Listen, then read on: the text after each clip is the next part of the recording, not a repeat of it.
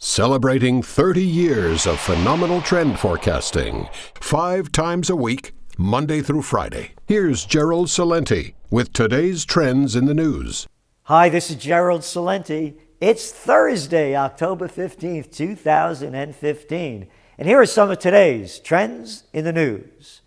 On the market front, hey, yesterday was a down day. Well, today's another day. It was an up day. All across the board. Hey, Dow closed up over 200. Shanghai up over 2%.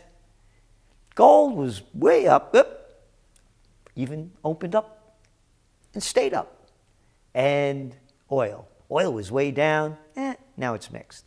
So, Dow closes up triple digits as rate hike expectations fade. Yay! More zero interest rate policy. Keep that game going. Let those gamblers step right up, borrow your money. It doesn't cost you anything. Lay it down on the table. U.S. stocks closed more than 1% higher Thursday as financial stocks rallied and mostly soft economic data supported the case for a rate hike delay. Soft economic data. That doesn't mean anything. We got to keep Ponzi going. It hasn't helped the economy. It's only helped the equity markets. So there you go. New York Fed President William Dudley said at an event hosted by the Brookings Institution he would favor a rate hike this year if the economy performs in line with forecasts. However, he said recent economic news did not suggest that. He said it really suggested an economic slowdown. So, economy's not performing so good, and they're admitting it. So what's the headline of the Wall Street Journal? Fed doubts grow on 2015 rate hike. A headline. It's good news. The economies globally stink, and they're going to keep this interest rate policy of zero that's helped nobody, but you read those numbers yesterday about that 1% owning everything. Yeah, it's really great, isn't it? Many ocean containers ship out empty at U.S. ports. Last month, Long Beach and the Port of Oakland, for example, both reported double-digit gains in exports of empty containers. So far this year, empties at the two ports are up more than 20%. That means these containers come in filled with stuff from Bangladesh and China and all of them slave labor countries and companies. They sell them over here and they take back nothing. Thanks, Bill Clinton. Yep. And the rest of you sellouts. Oil glut set to persist next year, says International Energy Agency. But wait a minute. Last week I read that the United States Energy Agency said a glut wasn't going to persist. Who do you believe? And for us folks here in the U.S., and I'm one of these guys, Medicare rates set to soar. You ready for this? About 30% of the roughly 52 million people enrolled in Part B could see a 52% rise in those premiums. Isn't that great, huh? Obamacare. Yeah. Obama, I don't care. And Obama was out there today. That's right. Folks, lying again. And Hillary's doing the same thing, man. She calls herself a liberal progressive. Oh yeah, that war in Libya, that's really liberal progressive. Assad has to go. That's a liberal progressive. Oh, yeah, one war after another, Hillary. She's a liberal progressive, like Adolf Hitler was a liberal Republican. That's how sick it is. And that's how they keep selling it, and that's how the people keep buying it. Because, boy, she got a boost in the polls now after that debate. So here's the story of Obama. Backtrack. Today, Obama said that the troops are going to stay in Afghanistan. That's right. Now let's go back. I consider Obama, as I do many of these politicians, a traitor to this nation. We should not be in Afghanistan, number one. Number two, he keeps lying on how he's going to bring home the troops, but played the card as the progressive Democrat. Here he is back in 2013. Hi, everybody. This week I welcomed President Hamid Karzai to the White House to discuss the way ahead in Afghanistan. And today I want to update you on how we will end this war, bring our troops home, and continue the work of rebuilding America. Over the past 4 years, thanks to our brave men and women in uniform, we've dealt devastating blows to al-Qaeda. We've pushed the Taliban out of their strongholds. And our core objective, the reason we went to war in the first place, is now within reach, ensuring that al-Qaeda can never again use Afghanistan to launch attacks against America. The 33,000 additional forces that I ordered to Afghanistan served with honor. They completed their mission, and as promised, returned home last fall. This week, we agreed that this spring, Afghan forces will take the lead for security across the entire country, and our troops will shift to a support role. In the coming months, I'll announce the next phase of our drawdown, and by the end of next year, America's war in Afghanistan will be over. Hi. Look at that. Hi. How nice he promos war, huh? How nice they make war. Oh, yeah, we're going to stay there. I guess Obama doesn't like to occupy peace. He likes to occupy Afghanistan. 33,000 troops there that accomplished nothing other than murder and getting murdered. Now, he goes on, listen. 2014, therefore, is a pivotal year. Together with our allies and the Afghan government, we have agreed that this is the year we will conclude our combat mission in Afghanistan. That was May of 2014. This is the year we're going to conclude our combat mission. Oh, yeah, they just concluded. They killed what? About 150 people in that hospital. That was only a bombing raid. That's not combat. You got to get it straight. And he keeps going on with the lie. At the beginning of 2015, we will have approximately 9,800 U.S. service members in different parts of the country, together with our NATO allies and other partners. By the end of 2015, we will have reduced that presence by roughly half. So let's do the math. The beginning of 2015, we're going to have 10,000 troops there. But by the end of it, of 2015, we're going to cut it in half. Okay, so half of 10,000 in the commander's mind is still 10,000, because that's what he promised to keep there. And again, he just kept lying. For many of us, this Memorial Day is especially meaningful. It is the first since our war in Afghanistan came to an end. Ah, yeah, happy Memorial Day.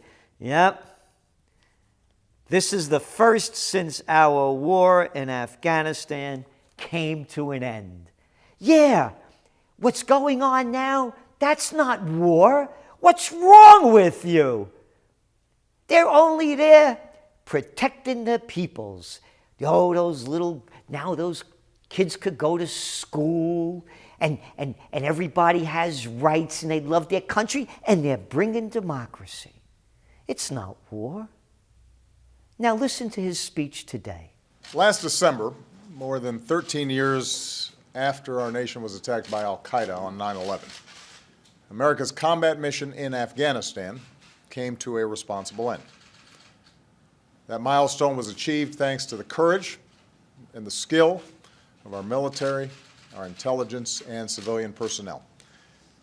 They served there with extraordinary skill and valor, and it's worth remembering especially the more than 2,200 American patriots who made the ultimate sacrifice in Afghanistan. I visited our troops in Afghanistan last year to thank them on behalf of a grateful nation. I told them they could take great pride in the progress that they helped achieve. They struck devastating blows against the al-Qaeda leadership in the tribal regions, delivered justice to Osama bin Laden, prevented terrorist attacks, and saved American lives. They pushed the Taliban back so the Afghan people could reclaim their communities, send their daughters to school, and improve their lives. Our troops trained Afghan forces so they could take the lead for their own security and protect Afghans as they voted in historic elections, leading to the first democratic transfer of power in their country's history. Today, American forces no longer patrol Afghan villages or valleys.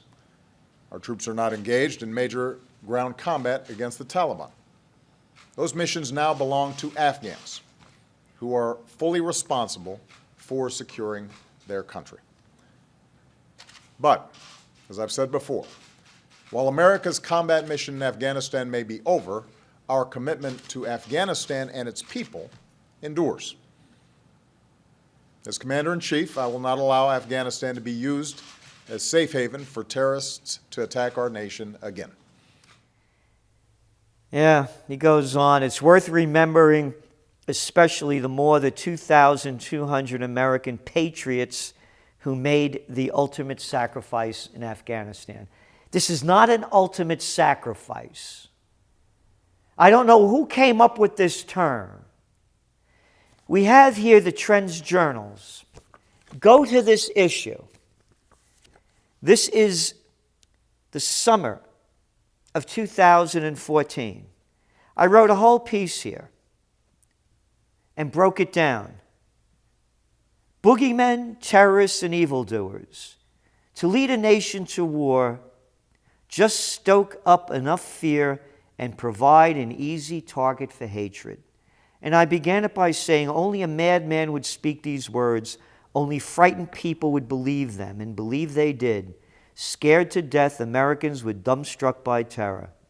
Addressing the nation on the evening of 9/11, the newly elected President George W. Bush said, quote, America was targeted for attack because we're the brightest beacon for freedom and opportunity in the world.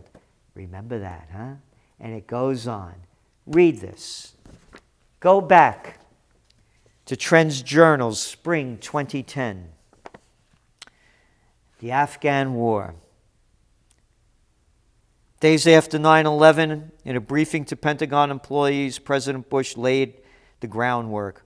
All I can tell you is that Osama bin Laden is a prime suspect, and the people who house him, encourage him, provide food, comfort, and money are on notice. He vowed to find those, quote, evildoers, those barbaric people who attacked our country, to smoke them out, get them running, and find them and hunt them down. Asked by a reporter if he wanted bin Laden dead, Mr. Bush said, I want justice. I just remember when I was a kid, I remember that they used to put out there in the Old West a wanted poster. This is coming from your president. When I was a kid, drinking Ovaltine and going to the movies at the RKO, they used to have these movies with John Wayne and a wanted poster. It said wanted, dead or alive. We're going to get bin Laden, dead or alive. It doesn't matter to me. That's what bringing him to justice is. And that's what Obama repeated again, right over here. that he brought bin Laden to justice. Justice in the United States now means killing anybody that you don't like, facts or no facts. We outline in both of these Trends journals not one fact. Here, I'm going to read to you just a little brief over here.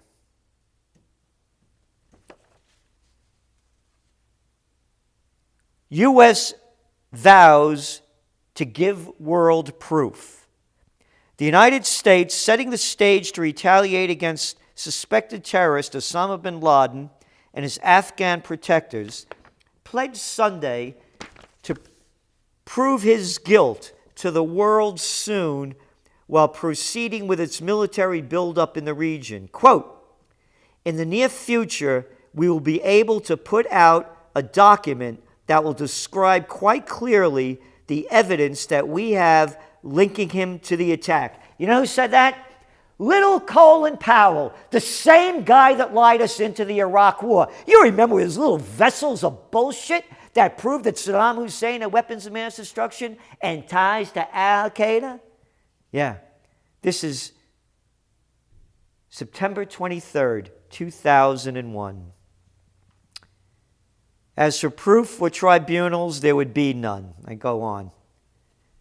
The position of the two countries is very different, said Abdul Salam Saif, the Taliban's ambassador to Pakistan. They are thinking of direct attacks. We are thinking of negotiation. They have provided no evidence.